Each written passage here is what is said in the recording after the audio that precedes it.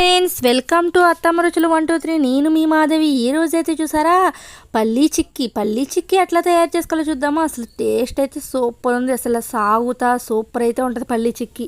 ఇక పల్లీ మిఠాయి అనొచ్చు, పల్లీ చిక్కీ అనొచ్చు. మేమైతే పల్లీ మిఠాయి అంటాం. ఇక అదైతే మాత్రం 2 కేజీల పల్లీలను తీసుకొని ఆయిల్లో బాగా వేపుకొని, ఇక అది పొట్టు రావాలంటే కొద్ది బియ్య పిండి వేసుకొని మనం మొత్తాన్ని కూడా నలుపుకుంటే పొట్టు మొత్తం వచ్చేసిద్ది. చాలా ఈజీగా వచ్చేసిద్ది అనమాట. ఇక మరి దాన్ని మనం చెరుక్కోవడమే. ఇక బియ్యపిండి వేసామేమో, బియ్యపిండి వేయడం వల్ల ఆల్రెడీ వేపిన పల్లీలేగా పొట్టు మొత్తం కూడా ఈజీగా అయితే వచ్చేసిద్ది. ఇక మనం 2 చేతులతో కూడా వాటిని బాగా నలుపుకుంటా ఉంటే పొట్టు మొత్తం కూడా చాలా ఈజీగా వచ్చేసిద్ది. ఇప్పుడు వీటిని మొత్తాన్ని కూడా ఒక చాట్లో వేసుకొని చెరుక్కోవాలి. లేదు ఇంకా ఉందంటే మళ్ళీ ఇంకొకసారి నలుపుకుంటే చాలు వచ్చేసిద్ది. ఇక చాలా ఈజీగా అయితే పొట్టు తీసేసుకోవచ్చు మనం. ఇక పల్లి చిక్కీకి అయితే మాత్రం పొట్టు తీసే వాడాలి పల్లీల్ని. ఇక పొట్టుతో అయితే బాగోదు, చేదుగా ఉంటుంది. పొట్టు తీస్తేనే టేస్ట్ అయితే బాగుంటుంది. ఇక వీటిని మొత్తాన్ని కూడా ఒక చాటలో వేసుకొని చెరుక్కోవాలి. ఇక చాట లేని వాళ్ళైతే ఒక పేషన్లో వేసుకొని చెరుక్కోవచ్చు. ఇక మేమైతే చాట ఉంది కాబట్టి చాటలో వేసి చెరుక్కుంటే చూసారా మొత్తం కూడా గింజల వరకు కూడా వేరేగా వచ్చినాయి. ఇక వీటిని మొత్తాన్ని కూడా ఒక డిప్పలో అయితే ఒక బేషన్లో అయితే వేసుకున్నాం వీటిని మొత్తాన్ని. ఇక మొత్తం కూడా చెరుక్కోవాలి అట్లానే. ఇక ఈ 2 కేజీల పల్లీలకైతే మాత్రం కేజీ బెల్లం అయితే పట్టిద్ది. ఇక పల్లీ చిక్కీకి అయితే మాత్రం ఇక మొత్తాన్ని కూడా ఓ బేషన్లో అయితే వేసుకోవాలి. వీటి మొత్తాన్ని అన్నిటికి పొట్టు వచ్చేసి చూస్తారా, ఏదో ఒకటి పొట్టు ఉన్నా కానీ ఏమైతే ప్రాబ్లం ఉండదు, ఎక్కడో ఒకటి కాబట్టి. ఇక మొత్తం కూడా అట్లా మనం అన్నీ ఒక దగ్గర పెట్టుకోవాలి. ఇక ఇప్పుడు కేజీ బెల్లం తీసుకొని దాన్ని చిన్న ముక్కలుగా కట్ చేసుకొని మనం కత్తిపీటతో అయినా కోరుకోవచ్చు, లేదంటే కొట్టుకోవచ్చు. ఇక బెల్లం అయితే కేజీ బెల్లం పట్టిద్ది. ఇక ఒక 100 గ్రాములు పంచదార అయితే కంపల్సరీ వేయాల్సింది. వేసి వీటిని మొత్తాన్ని కూడా బాగా కరగనివ్వాలి. బెల్లం మునిగే వరకు వాటర్ పోస్తే సరిపోయిద్ది. ఎక్కువ వాటర్ పోసామంటే ఇంకా ఎక్కువ టైం అయితే పట్టేసిద్ది.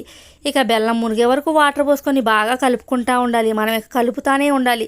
ఇక మనకి పాకం తయారైందా లేదా తెలియాలంటే మాత్రం చేతికి ఉండలా తగిలితే ఇక గ్లూకోజ్ లిక్విడ్ కొద్దిగా వేయాలి. ఎందుకంటే అది సాగుతా రావాలంటే కంపల్సరీ గ్లూకోజ్ లిక్విడ్ ఉండాలి. ఇక గ్లూకోజ్ లిక్విడ్ లేనప్పుడైతే మాత్రం ఇరుగుడు మిఠాయిలాగా ఇరిగిపోయిద్ది అనమాట. అది గ్లూకోజ్ లిక్విడ్ ఉండడం వల్ల సాగుతూ ఉంటుంది.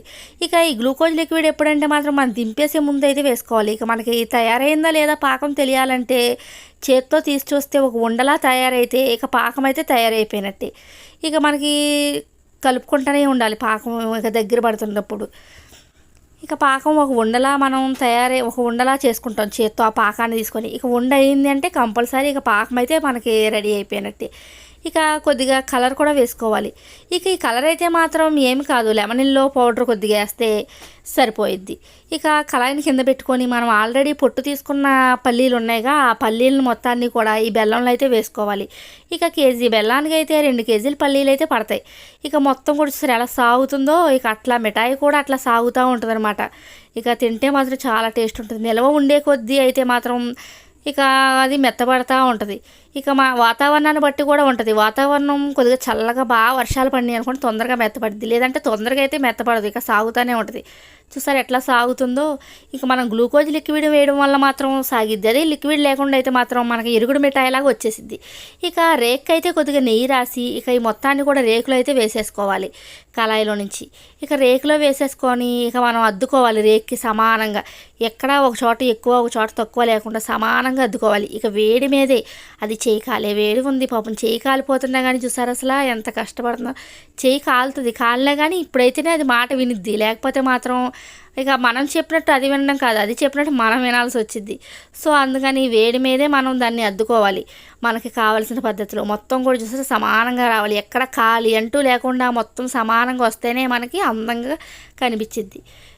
అమ్ముకోవడానికి కదా, ఇంట్లోకి అయితే మాత్రం ఎట్లుంటేలే అని తినేస్తాం, కానీ అమ్ముకోవడానికి అట్లా కుదరదు కదా. ఇకైతే చపాతీ కర్రతో మొత్తాన్ని కూడా బాగా అటు ఇటు పాముకుంటూ ఉండాలి చపాతీ కర్రతో, ఎందుకంటే సమానంగా రావడం కోసం. ఇక ఎక్కువ తక్కువ లేకుండా సమానంగా వచ్చింది.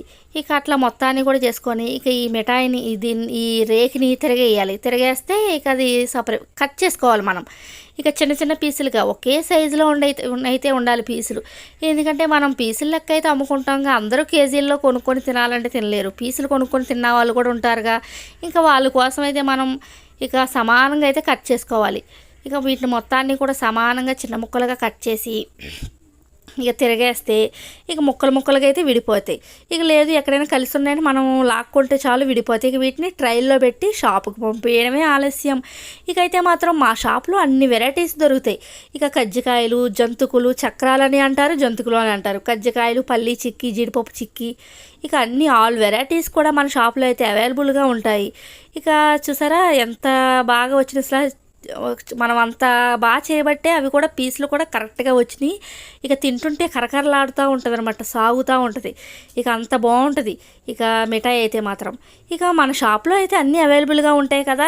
ఎవరైనా ఆర్డర్ కావాలన్నా కానీ ఇక కింద అయితే నేను ఫోన్ నెంబర్ అయితే ఇస్తాను. మీరు ఆర్డర్ చెప్తే మాత్రం మేము ఎక్కడికైనా కానీ పంపించగలం ఆర్డర్ని. ఇక అట్లా 2 షాపులు ఉన్నాయి కాబట్టి మాకు పెద్ద ప్రాబ్లం ఏమి ఉండదు. ఇక గ్యారంటీ 2 రోజులకోసారి అయితే మొత్తం కూడా అయిపోతాయి మనకి. ఈ వీడియో కనుక మీకు నచ్చినట్టుంటే లైక్ చేయండి ఫ్రెండ్స్.